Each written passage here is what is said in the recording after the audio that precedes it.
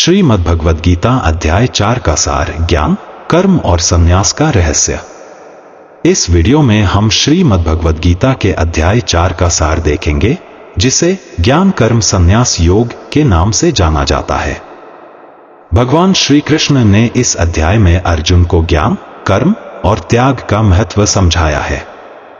जानिए कैसे निष्काम कर्म, भक्ति और ज्ञान के समन्वय से मोक्ष की प्राप्ति हो सकती है। यह अध्याय हर व्यक्ति को अपने जीवन के उद्देश्य और कर्तव्य को समझने में मदद करता है। अध्याय 4 में भगवान श्री कृष्ण अर्जुन को बताते हैं कि यह ज्ञान उन्होंने सूर्य देव को सबसे पहले दिया था।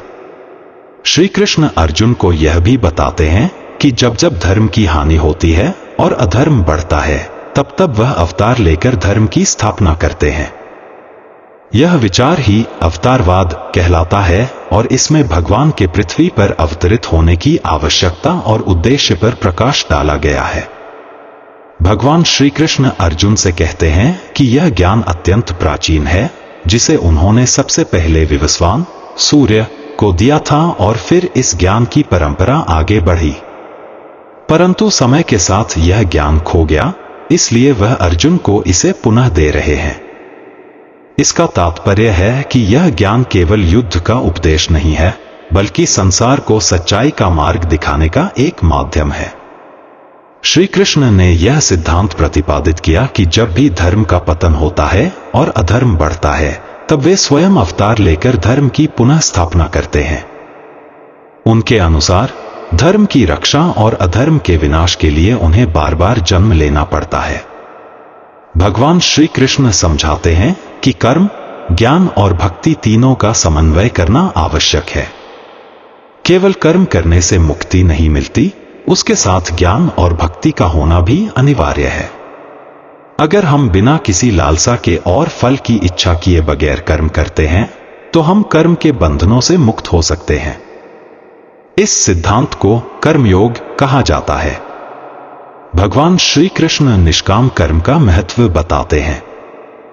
वह कहते हैं कि जो व्यक्ति केवल अपने कर्तव्यों का पालन करता है और उसके परिणाम की इच्छा नहीं रखता, वही सच्चा कर्मयोगी है। अर्जुन को समझाया गया कि युद्ध करना उनका धर्म है और यह उनके कर्तव्य का हिस्सा है, इसलिए उन्हें युद्ध करना चाहिए बिना किसी फल की इच्छा के।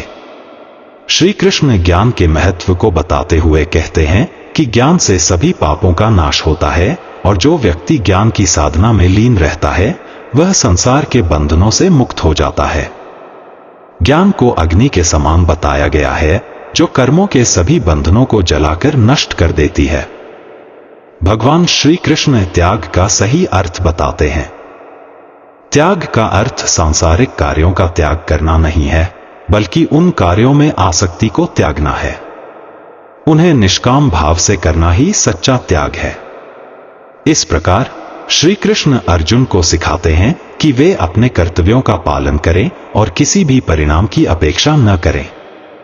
भगवान श्री कृष्ण बताते हैं कि ज्ञान प्राप्ति के लिए गुरु का महत्व है। गुरु से ही सही मार्गदर्शन और ज्ञान प्राप्त होता है। अर्जुन को श्री कृष्ण कहते हैं कि वे एक सच्चे गुरु के पास जाएं और उनसे विनम्रता के साथ ज्ञान की याचना करें। गुरु ही सच्चा मार्गदर्शन करते हैं और अज्ञानता के अंधकार को दूर करते हैं। भगवान श्री कृष्ण समझाते हैं कि ज्ञान और कर्म का मिलन ही व्यक्ति को सच्ची मुक्ति की ओर ले जाता है। केवल ज्ञान से या केवल कर्म से मुक्ति नहीं मिल सकती, बल्कि दोनों का समन्वय ही व्यक्ति को मोक्ष तक पहुंचाता है। कर्मयोग का अभ्यास करने वाला व्यक्ति धीरे धीरे ज्ञान प्राप्त करता है और अपने लक्ष्य की ओर बढ़ता है।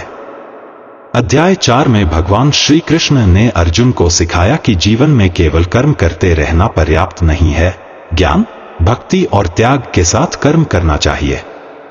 जब कोई निष्काम भाव से अपने कर्तव्यों का पालन करता है, तो वह सभी बंधनों से मुक्त होकर मोक्ष को प्राप्त करता है।